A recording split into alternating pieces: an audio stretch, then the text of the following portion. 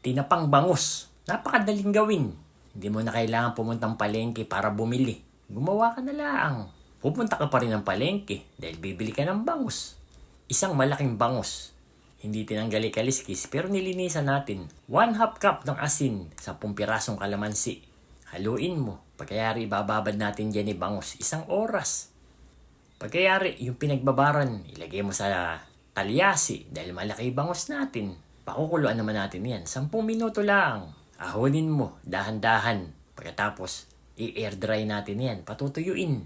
Siguraduhin mo hindi masisira at naku po, sayang naman. Pampausok, rin na. 2 tablespoon ng bigas.